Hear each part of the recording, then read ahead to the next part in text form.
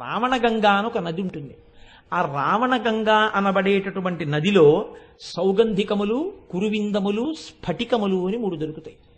ఇందులో స్ఫటికములు, కురువిందములు అని 2. స్ఫటికములు తెల్లగా ఉంటాయి. స్ఫటికం అంటే దానికి పెద్ద మీకు తెలియక్కర్లేదు. స్ఫటికం అంటే తెలుపు. స్ఫటికము తెల్లగా ఉంటుంది. కురువిందము పద్మరాగమణి కనుక ఎర్రగా ఉంటుంది. ఈ పద్మరాగం కానీ స్ఫటికం దగ్గర పెట్టారనుకోండి, ఈ పద్మరాగము యొక్క కాంతి స్ఫటికాన్ని కప్పేస్తుంది. ఈ ఎరుపులో తెలుపు ఉండిపోతుంది.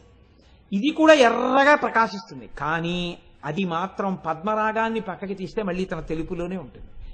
ఆ ఎరుపు తెలుపుని ఎరుపులా కనపడేటట్టు చేసిందేమో కానీ అది మాత్రం ఎప్పుడూ తెల్లగానే ఉంది. ఆ తెలుపు శివుడు, ఈ ఎరుపు అమ్మ.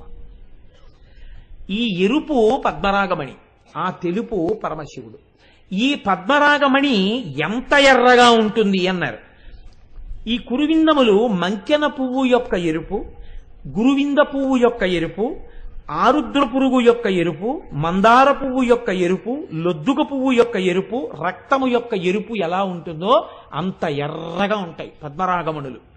ఇంత ఎర్రగా ఉండేటటువంటి పద్మరాగమణులు అమ్మవారి యొక్క కిరీటంలో ఉన్నాయని తెలుసుకుని కురువిందమణి అన్న మాట నోటితో పలికితే ఏమవుతుంది అంటే, దానివల్ల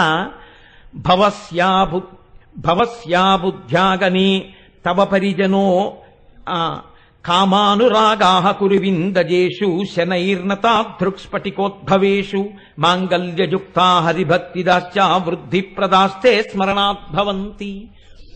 ఎవరైతే నోటితో స్ఫటికము అన్న మాట అంటారో, ఎవరు నోటితో పద్మరాగము అన్న మాట అంటారో, ఈ 2 మాటల్ని అంటే చాల్ట. మాంగల్యయుక్తా హరిభక్తిదాశ్చ వృద్ధిప్రదాస్తే స్మరణాద్భవంతి.